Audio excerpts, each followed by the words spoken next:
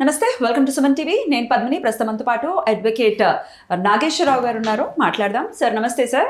ఇప్పుడు talk of the town అండి, Nandu's world అనే యూట్యూబర్ నందు, ఆవిడ చేసినటువంటి ఆవిడ కానీ హస్బెండ్ కానీ కలిసి చేసినటువంటి అది స్కామా, మరి నిజంగానే స్కామ్ చేశారా అనేది చాలా ప్రశ్నార్థకంగానే ఉంది.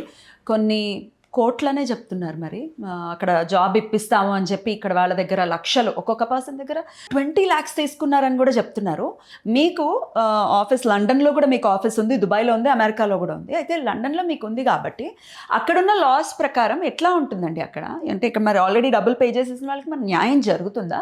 అసలు దీన్ని స్కామ్ కింద చూడొచ్చా? వాట్ ఈజ్ యువర్ ఒపీనియన్ అండి? ఇప్పుడు జనరల్గా ఏంటంటే ఇప్పుడు అక్కడ స్కామ్ జరిగిందా లేదా అనేది అయితే నాకైతే ఖచ్చితంగా తెలియదు. ఎందుకంటే నేనైనా కూడా సోషల్ మీడియా చూడాలి కాబట్టి, సోషల్ మీడియా నుంచి తెలుసుకున్నదే కాబట్టి. ఇప్పుడు వీళ్ళేమో స్కామ్ జరిగిందని చాలామంది చెప్తారు, వాళ్ళేమో అసలు స్కామే చేయలేదు, మాకు సంబంధం లేదు వాళ్ళు చెప్తారు. కుట్ర చేస్తున్నారు కొంతమంది అని వీళ్ళు చెప్తారు. సో మనకు ఆ యూకే వీసాలకు సంబంధించిన స్కామ్ గురించి మనకు ఖచ్చితంగా తెలియదు కాబట్టి మనం వాళ్ళ గురించి మాట్లాడడం కంటే అసలు యూకేలో ఏం జరుగుతుంది, ఇటువంటి కేసులలో ఏం జరుగుతుంది అనేది మనము జనాలకు పబ్లిక్ అవేర్నెస్ కోసం అనేది మనం చెప్పుదాం. మనం ఫస్ట్ ఏంటంటే ఇప్పుడు లండన్లో ఏంటంటే వీసా రూల్స్ అంటే చాలా కష్టంగా ఉన్నాయి. ఇంతకుముందు ఉన్నంత ఫ్లెక్సిబిలిటీ లేవు. ఓకే, ఎందుకంటే అక్కడ మైగ్రేషన్ పెరిగిపోవడము, తర్వాత ఈ చదువుకోవడానికి పోయిన వాళ్ళు రకరకాల వ్యక్తులు పెరిగిపోయి అక్కడ జనాభా అనేది విపరీతంగా పెరిగిపోవడం ద్వారా అక్కడ గవర్నమెంట్ ఏం చేస్తుంది, ఈ వీసా రూల్స్ని కఠినతరం చేసుకుంటూ వచ్చేస్తుంది, చాలా టఫ్ చేసుకుంటూ వస్తుంది. సో జనరల్గా యూకే పోయే వాళ్ళు ఎక్కువ మంది దేని మీద పోతారంటే ఏంటంటే స్టూడెంట్ వీసా మీదనే వెళ్తారు. ఫస్ట్ స్టూడెంట్ వీసా వెళ్ళిన తర్వాత లండన్లో ఉన్న రూల్ ఏంటంటే ఖచ్చితంగా ఎంటైర్ ఫీజు కట్టాలి.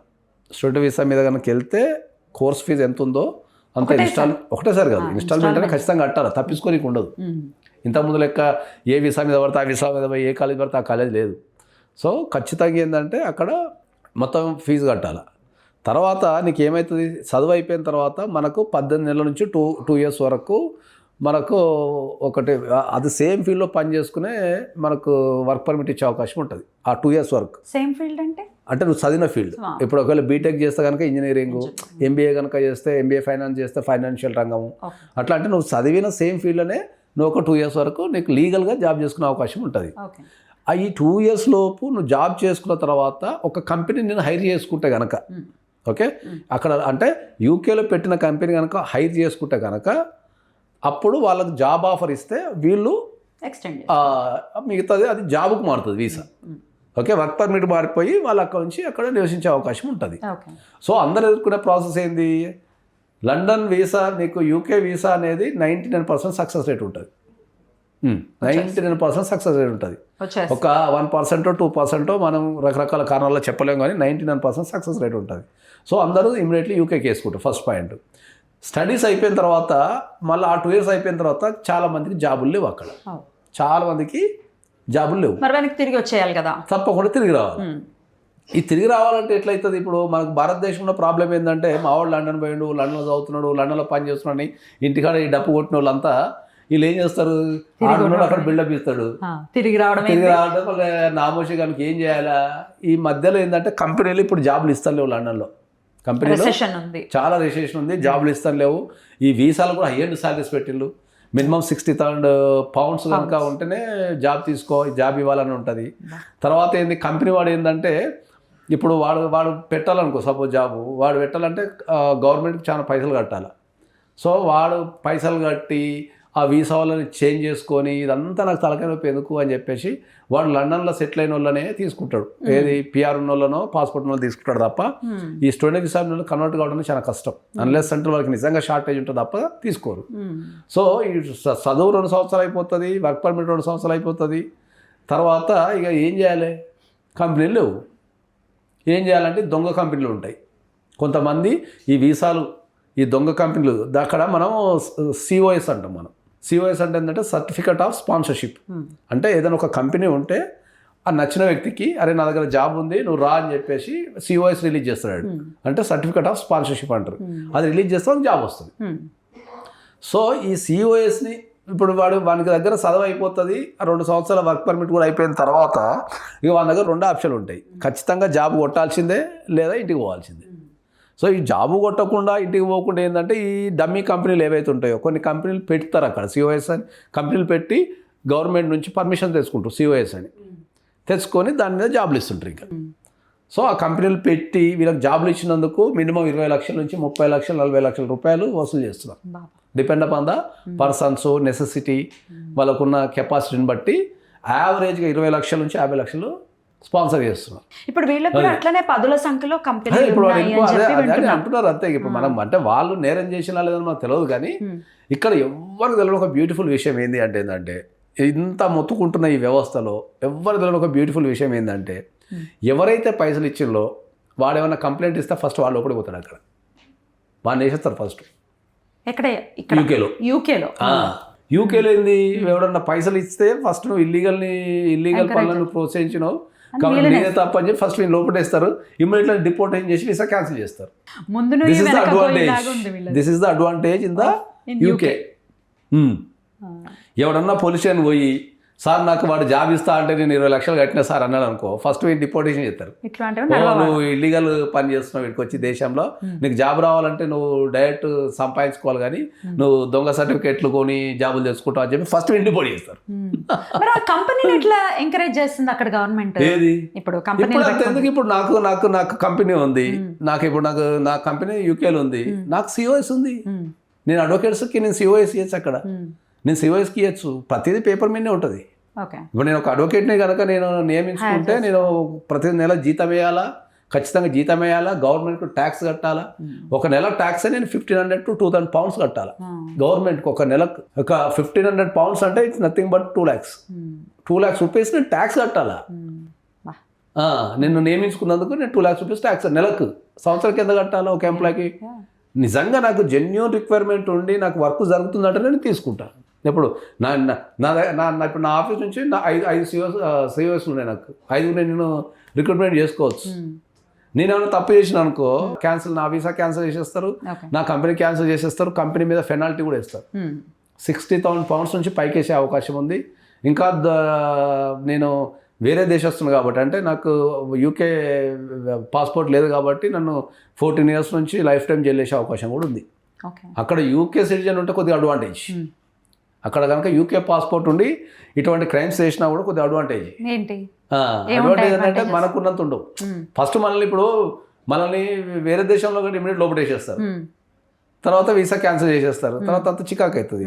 యూకే పౌరుని లోపటేసుడు ఇదంతా ఉండదు, కేసులు నడుస్తూనే ఉంటుంది. అది నడుస్తూనే ఆడ మన భారతదేశంలో స్పందించేంత స్పీడ్గా పోలీసులు అక్కడ స్పందించారు. ప్రతిదీ ఒక సిస్టమ్ ప్రకారం ఒక పర్ఫెక్ట్ ఇన్వెస్టిగేషన్ చేసుకొని వెళ్ళిపోతుంటారు తప్ప ఇప్పుడు మన భారతదేశంలో కనుక సార్ పలానా పైసలు తీసుకుంటే పక్కన ఎత్తుకొచ్చేటట్టు ఉండదండి. అది ముందు ఆయనక చూడకుండా మనకి ఫోన్ చేస్తారు, ఏం రా పలానా దగ్గర పైసలు తీసుకున్నావు అంటారు మన వాళ్ళు. అవును సార్ తీసుకున్నాడు, కథం అయిపోయినాడు. మన ఎందుకు తీసుకున్నావు ఏంటి తర్వాత విషయం, వాడు పుట్టుకున్న వాడు చెప్పేలో మీరు ఎత్తుకొచ్చేస్తారు. అక్కడ అట్లా కాదు. అక్కడ ప్రతిదీ పక్కాగా ఎవిడెన్స్ అంతా సేకరించుకొని ఇది జరిగిందా లేదా అనేది మొత్తం తెలుసుకొని ఒక కంప్లైంట్ ఇచ్చిన తర్వాత 2 నుంచి 3 నెలలు పడుతుంది అది ప్రైమరీ ఇన్వెస్టిగేషన్ జరగడానికి. ఆ జరిగే క్రమంలో ఏమవుతుంది అంటే ఎవరైతే కంప్లైంట్ ఇస్తారో ఫస్ట్ వెళ్ళిపోతారు. ఒకవేళ వాడు ఇల్లీగల్గా ఇప్పుడు నువ్వు ఇల్లీగల్గా మనీ కట్టిన అర్థం నువ్వు ప్రోత్సహించే కదా, నువ్వే ఈ దేశానికి పెడ ఫస్ట్ వెళ్ళిపోతారు. వీడు కంప్లైంట్ ఇచ్చేది చేశారు. ఇంకా అయితే మరి వీళ్ళు ఇంతమంది మాట్లాడుకుంటున్నారు కదా, కంప్లైంట్ ఇచ్చిన వాడు లోపలికి పోతాడు విషయం, లేకపోతే వీసా క్యాన్సిల్ అయితే విషయం ఎవరికి తెలియదు. మీరు చెప్పేంత వరకు తెలియదు ఎవరికి. సో ఇప్పుడు వాళ్ళు చేసేది కూడా ఏం లేదు. అయితే అదే అంటున్నా నేను. ఇప్పుడు దానికి ఇప్పుడు నేనేం చెప్తా అంటే ఏంటంటే, ఇప్పుడు జాబులు ఇస్తే పైసలు ఇస్తే జాబులు పెడతా అనే ఒక విషయం మీద ఒక యూకేలో ఒక సంఘటన జరిగింది. ఇంత రాద్ధాంతం చేస్తున్నారు కదా. హైదరాబాద్లో గల్లీకు ఆఫీస్ ఉంది, గల్లీకు ఆఫీస్ ఉంది. 2 లక్షలు కడితే 3 లక్షలు కడితే జాబ్ వస్తుంది, హెచ్ఆర్తో మాట్లాడతాము, జాబ్ వస్తుంది, నీకు నెలకు అంత ఇస్తావు ఇంత ఇస్తావు అనేది గల్లీకు ఆఫీస్ ఉంది. యూకే కాబట్టి 2 లక్షలు తీసుకున్నారు, ఇండియా కాబట్టి 2 లక్షలు తీసుకుంటారు. ఏముంది చెప్పు, నాకు అర్థం కాదు. ఎవరి మైండ్ సెట్ మారాలా, ఎవరి మైండ్ సెట్ యువత మైండ్ సెట్ మారాలా. బ్యాక్ డోర్స్ పనిచేయవు. మన టాలెంట్ మన క్రియేటివిటీనే మనల్ని కాపాడుతుంది. కాబట్టి నేను టాలెంట్ పెంచుకుంటా, లేకపోతే మంచిగా చదువుకుంటా, మంచి మార్కులు తెచ్చుకుంటా, ఒక కొత్త ప్రయోగం చేస్తా, ఒక క్రియేటివిటీ. నువ్వు వీటి మీద దృష్టి పెట్టకుండా నువ్వు ఏదో చదువుతావు, దాని మీద నాకు జాబ్ రావటం లేదు, నేను జాబులు కొంటా అంటే ఏడ వర్కౌట్ అవుతుంది. ప్రపంచంలో నిజంగా జాబ్ ఉన్న దగ్గర ఎవరు కూడా పైసలు అడగడు. అవును కరెక్ట్. ఇప్పుడు నేను ఇన్ని కంపెనీలు చూస్తున్నా కదా, నాకు జాబ్ చేసిన వాళ్ళు దొరుకుతలేరు. నేను కాలు పట్టుకొని బతిలాడుతా రండి అయ్యా పని చేస్తా అంటే దొరుకుతలేరు. నేను ఎందుకు పైసలు తీసుకుంటా? అయితే ఇప్పుడు వాళ్ళు డబ్బులు కట్టేసిన వాళ్ళకి అక్కడ ఎలాగో న్యాయం జరగదు అంటున్నారు. పోనీ ఇక్కడ ఇండియా నుంచి వాళ్ళు ఒకవేళ ఇండియా నుంచి ఎట్లా చేస్తారు? ఎట్లా చేస్తారు? జరిగిన క్రైమ్ యూకేలో జరిగిన క్రైమ్ యూకేలో ఇక్కడ వేయడానికి ఉండదా? ఎట్లా చేస్తాం ఇండియాలో? ఇప్పుడు ఇండియాలో మీకు అర్థమయ్యే భాషలో యూకేలో యాక్సిడెంట్ జరిగింది అనుకో, ఇండియా వచ్చి కంప్లైంట్ ఇస్తారా? ఇవ్వం కదా. క్రైమ్ లో సింపుల్ లాజిక్. అది ఇండియాకి రిలేటెడ్ ఏం లేదు. So there's ఇండియాకి nothing to do. రిలేటెడ్ ఏం లేదు. ఇండియాకి రిలేటెడ్ ఏం లేదు. ఒకవేళ ఇది యూకే గవర్నమెంట్ ఒకవేళ సీరియస్ గా తీసుకుంటే, ఒకవేళ నిజంగానే స్కామ్ గనక ఇలా జరిగి ఉంటే నందు వాళ్ళ ఫ్యామిలీ మీద ఎటువంటి యాక్షన్ తీసుకుంటారు? అసలు ప్రపంచంలో ఉన్న లోపాలన్నీ యూకేలో ఉంటాయి. మీకు మీరంటే మీకు ఇమిగ్రేషన్ మీద అవగాహన లేదో కానీ ప్రపంచంలో ఉన్న లోపాలన్నీ యూకేలో ఉంటాయి. ఇంకా ఎన్ని లోపాలు అంటే లోపాలు ఉంటాయి. చక్కగా వాడుకోవచ్చా? లోపాలు చాలా ఉంటాయి కాబట్టి మన యూకే గురించి ఎంత తక్కువ మాట్లాడడం అంత వచ్చింది. సో ఏం జరుగుతుందో చాలా ఉత్కంఠ. అంటే వాళ్ళైతే చాలా ధైర్యం. లేదు, నేను సీరియస్గా ఏం చెప్తా అంటే ఏంటంటే ప్రతి ఒక్కరికి నేను సీరియస్గా చెప్పగలిగేది ఏంటంటే, ఎందుకు అంటే ఇప్పుడు నేను యూకే వెళ్తా రెగ్యులర్గా, అమెరికా వెళ్తా రెగ్యులర్గా, కొన్ని వందల మందిని వేల మందిని చూస్తుంటా కదా నేను అక్కడ, స్టూడెంట్స్ని కానీ వాళ్ళు పనిచేసేలో కానీ చూస్తుంటా కదా. నేను ఏం చెప్తా అంటే ఏంటంటే, మీరు అప్పులు చేసి లోన్లు తీసుకొని ఏదో సాధిస్తామని ఆ దేశానికి పోయి ఆ వీసాలు చక్కగా లేక, ఆ పరిస్థితులు చక్కగా లేక, ఆడ పార్ట్ టైం జాబులు చేసుకుంటూ నిద్ర లేక తిండి లేక ఏదో బిల్డప్ ఇచ్చిన ఎత్తుబాట నేను ఈ భారతదేశం ఏం సంపాదించుకుంటారు? ఏదైతే లీగల్గా సంపాదించుకుంటున్నారా? కాదు. ఇప్పుడు యూకేలో 20 hours వర్క్ పర్మిట్, ఏది స్టూడెంట్ వీసా మీద ఉన్నప్పుడు వీక్లీ 20 hours పని చేయాలా? వీక్లీ 20 hours పని చేస్తే నీకు పర్ అవర్కి $20, 20 pounds వేసుకో, 20 pounds వేసుకో, ఎంత వస్తుంది? 400 వస్తుంది. 400 అంతా కలిపితే నీకు 1600 వస్తుంది. 1600 ఖర్చులకే పోతాయాడ. కాస్ట్ ఆఫ్ లివింగే పోతుంది నీకు, తిండికి ఖర్చులకు వాటికే పోతుంది. నువ్వు బతకడం కోసం పార్ట్ టైం చేసుకోవడానికి పెట్టింది గవర్నమెంట్. ఏదో నీకు కొద్దిగా ఎక్స్ప్లోర్ వస్తుంది, వాళ్ళకి కొద్దిగా ఎంప్లాయ్మెంట్ తక్కువ చీప్లో దొరుకుతుంది చెప్పి పెట్టింది తప్ప మన వాళ్ళు ఏం చేస్తారు? ఈ 20 hours తీసి పడేసి మనకు డైలీ 10 గంటలు 12 గంటలు చేస్తారు డైలీ. ఇంకా చాలామంది ఇంకా మీకు అంటే ఇప్పుడు నేను డైలీ 20 hours పని చేసేవాళ్ళు కూడా ఉన్నారు. నిజంగా చెప్తున్నా, ప్రామిస్. జీవితం అండి అది. అందుకే నేను చదువుకునే ఏజ్లో అందరికి అదే చెప్తున్నాను. చదువుకునే ఏజ్లో ఫారిన్ కంట్రీస్కి వెళ్ళాలి అంటే ఓకే, నువ్వు టెక్నికల్గా హై స్టాండర్డ్స్ ఉంటే వెళ్ళు, లేదా ఇంట్లో సచ్చేంత డబ్బు ఉంటే వెళ్ళు. ఇంకంతే, ఈ రెండే.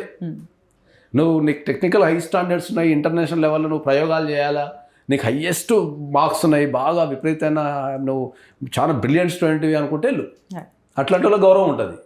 లేదా మా ఇంట్లో పైసలు ఎక్కువ అయిపోయినాయి, ఏం కాదు, 1 కోటి 2 కోట్లు పోయినా ఏం కాదు, అట్లా పోయి మంచిగా 2 సంవత్సరాలు మంచిగా చదువుకుంటా, మంచిగా ఎక్స్ప్లోర్ చేస్తా, నేర్చుకుంటా అంటే వెళ్ళు. సంపాదించడం కోసం చదువుల పేరు పెట్టుకొని వెళ్ళొద్దు అని చెప్తున్నా నేను. మిడిల్ క్లాస్ వాళ్ళకి కాదు అని అంటున్నారు. ఇండియాలో లేవా కాలేజీలు? ఇండియాలో చదువుకోవడం లేదా? ఇండియాలో లేవా కాలేజీలు?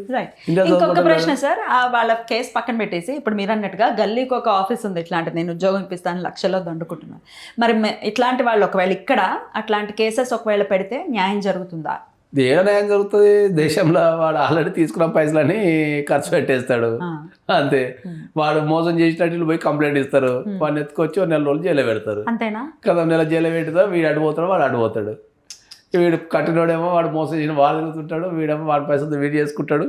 కట్ చేస్తే అది కేసు వచ్చారు, వీడు మర్చిపోతాడు, వాడు మర్చిపోతాడు. ఎన్నాళ్ళు పడుతుందండి ఈ కేసు? అసలు యావరేజ్గా 5 సంవత్సరాలు పడుతుంది. ఈ 5 సంవత్సరాలు వీడు ఉన్నాడు దగ్గర. వీడు మళ్ళీ ఇంతకుముందు చెప్పినట్టు ఈడ మోసపోయినా కదా అని మళ్ళీ ఇంటికి పోయి మళ్ళీ కొత్త బిల్లు పెడతాడు, యూకే చదువుకుంటా అంటాడు, యూకే పోతాడు, ఈ కేసు ఆడైపోతుంది. సైకిల్ అది.